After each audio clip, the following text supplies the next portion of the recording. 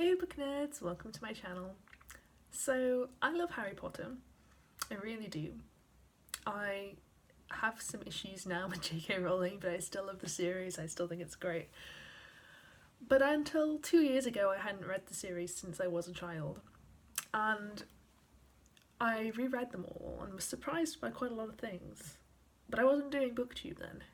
And this year I've been rereading them all as audiobooks with the Time Turner Book Club, which has been an amazing experience. But once again, I was surprised by quite a few things, so this is going to be my Harry Potter thoughts, unpopular opinions, just random musings I have while reading the books. This is going to be super unstructured, it's probably going to be a mess of video, but hopefully one or two of you will find this entertaining. I'm going to start with what I think is maybe the most unpopular opinion, and that is that I hate Sirius Black so much. I know a couple of people I follow on BookTube share this opinion, but genuinely, he is so whiny, he's really childish. He tries to manipulate Harry several times, both emotionally, through guilt, through mentioning his father. He's not a particularly good friend to anyone, as far as I can tell. He doesn't seem to be that good a friend to Lupin, who's probably the one he's closest with. He's very reckless, but he's reckless in a way that isn't necessarily fun. He potentially puts everything at risk constantly.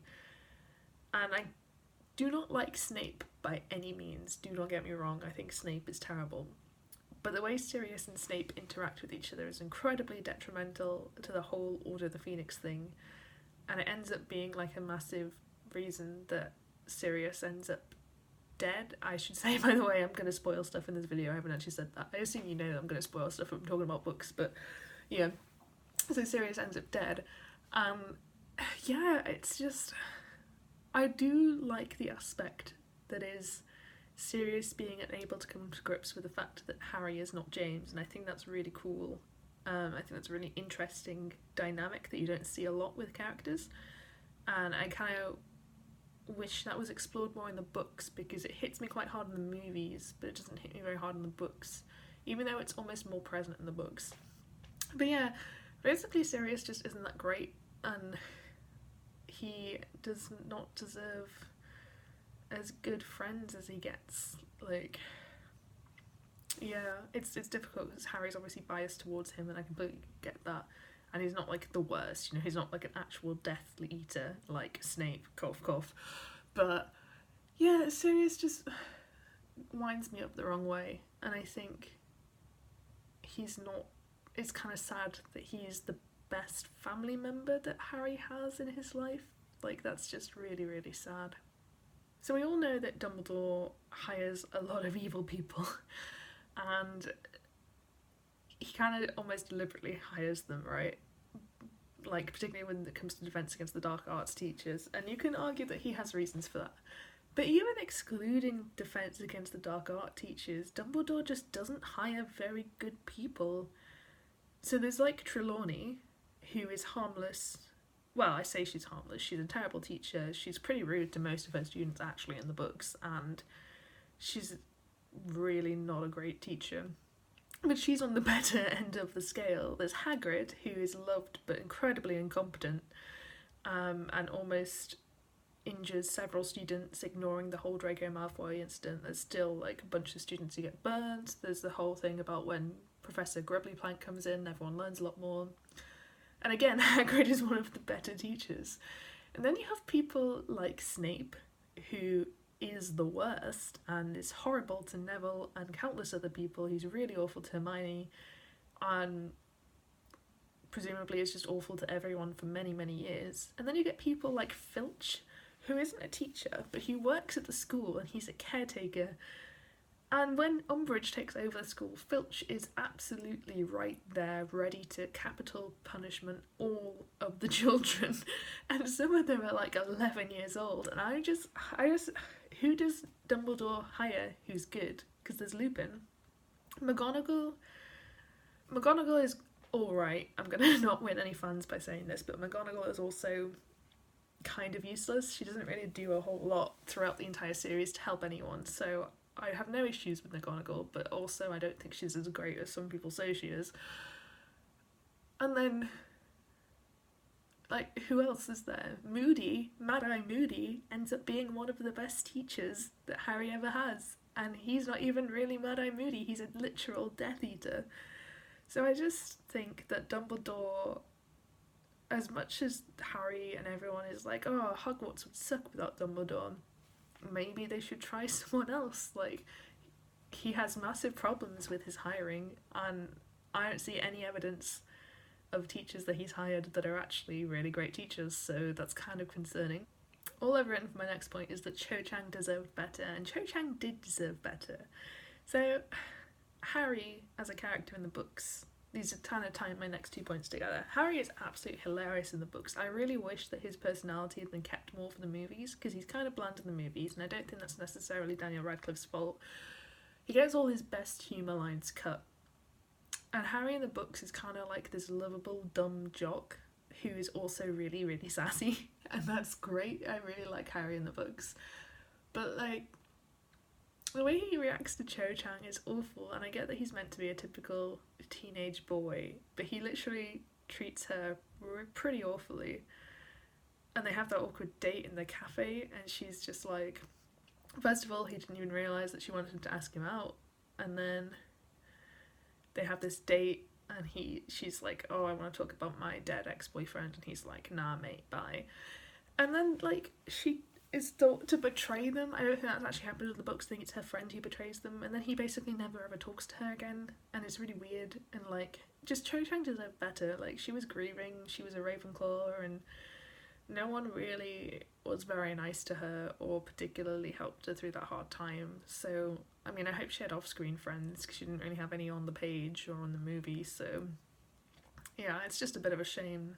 So I touched on this a little bit when I talked about Sirius and how much I hate him, but, like, Lupin is the only good Marauder, and that's not necessarily, like, a huge surprise to most people, I guess, but we have, obviously, Peter Pettigrew, who is terrible, and in the flashback sequences it's not really certain why anyone keeps him around beyond, like, I guess it's nice to have a lackey, but he's not even seems to be a very good lackey because he's such a coward, and he just kind of clings to the group. But I don't know why they let him cling, because you think they would just, like, Sirius and James would have no time for him. Oh, I don't want to know actually what Lupin and Pettigrew's relationship was, because I think that would be really interesting to explore. And then James in the book is just kind of... I don't think he's as bad as some people say he is. But it's such a short time frame from the flashback where he begs Lily to go out with him and she's like, I hate you so much, you're such, like, a dumb jock, to them actually getting married. And Harry does worry about it in the books, but it's kind of glossed over by Sirius and Lupin, who are like, oh no, it's fine, like, your mum did totally want to go out with your dad. They don't explain his character growth, and I think the flashback that we see is, like, James in 5th year, which is pretty late in age-wise, and he's still kind of a jerk. So yeah, it's just a little part of it's kind of the bad timeline in Harry Potter, but yeah, I just don't understand.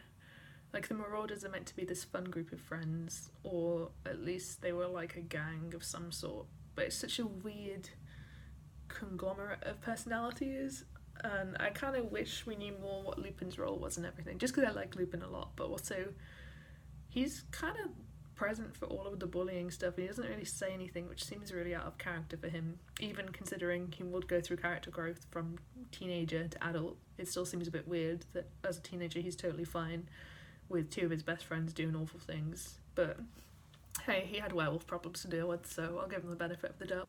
So this next point is more of a logic problem, but Harry gets left with the Dursleys specifically because of the whole love spell thing, love protection from Harry's mother, and I get that part, and I get why Dumbledore left him with the Dursleys for years and years of emotional abuse.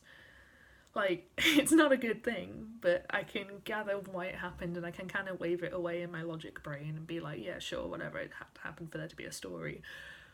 But was Petunia really Lily's only living relative? Like, I know both of Harry's grandparents are said to definitely be dead by J.K. Rowling. I mean, J.K. Rowling says a lot of stuff, let's be honest.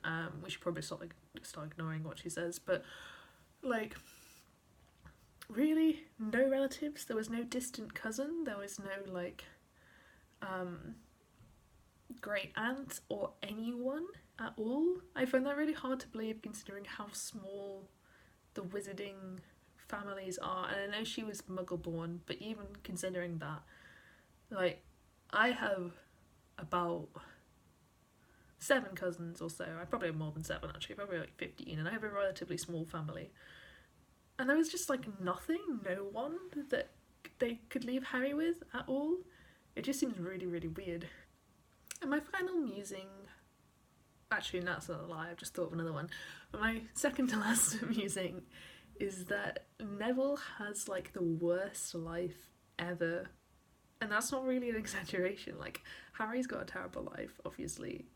But Neville, he's not really seen having any friends. He gets a better stick in the movie, like you see him hanging out with people. But in the books, you don't really see him as anything other than comic relief up until the whole forming of Dumbledore's army in the 5th book. But even when he joins Dumbledore's army, in the movies you see him like kind of becoming part of the gang. And obviously in book 7 and film 7 he becomes like a mega badass and everything happens off screen. But in the book Order of the Phoenix, no one wants Neville around. Like, anytime he's involved with everything, everyone's just like, oh great, Neville's here. And I just feel so sorry for him. Like, he has no friends to speak of. He went on one date with Ginny, and we know that didn't go well. He had to be taught by Mad-Eye Moody, or fake Mad-Eye Moody, for a year. So he knows that he was taught by someone who was involved with torturing his parents. He then meets the actual person involved in torturing his parents. And like, I just feel so sorry for Neville. Nothing good happens to him, pretty much ever, at any point in the books. And then the secret about his family gets discovered, and he doesn't really want anyone to know, and no one does find out, and then people find out, and like, yeah, it seems weird that no one's friends with Neville, and I feel really bad for him. But yeah, at least he got a slightly better thing in the movies. And my actual final point that I just thought of now, even though I'm wearing my Ravenclaw jumper, I don't know if you can see that, I am a Hufflepuff, and Hufflepuffs in the fandom are like the friendly, hardworking, the cute badger house, which I totally get. But if you read the books, they're not. Like, the people who are mentioned as being in Hufflepuff in the books, excluding Cedric Diggory, who is still a little bit of a dick sometimes to Harry, but we'll ignore him for now. They're all like side characters who they're first mentioned absolutely ostracising Harry in Chamber of Secrets when everyone thinks he's a Parseltongue, but it's specifically the Hufflepuffs that are mentioned being really, really horrible to him. It's like the Ernie guy and there's like a Hannah person, I think they're both in Hufflepuff. And then like the Ernie guy is pretty much the only Hufflepuff character who just keeps coming back, and every time Harry's at his lowest, like in Order of the Phoenix or when they're trying to start Dumbledore's army, there's just like some snotty Hufflepuff there telling them that they're making mistakes or they're not good enough or Harry's an evil Death Eater. And like, if you actually read the books, Hufflepuff House don't seem that great, and I just find that really weird because they're the friend house, but maybe it's all just a fandom conspiracy. So yeah, so those are some random, very unorganised Harry Potter thoughts. Let me know what you think of them. Let me know if you have any responses or if you disagree with me on stuff. Please be polite. I'm not going to argue with you if you disagree with me. I'd love to know your opinions and your reasons why. But please don't be rude because I'm just not going to respond to that. But yeah, let me know your weird Harry Potter opinions or what you think if you've reread the series lately, if there's things that surprised you. Yeah, thank you so much for watching this video. I hope you enjoyed it. If you did, please give me a thumbs up, it helps me out massively, and I hope to see you next time.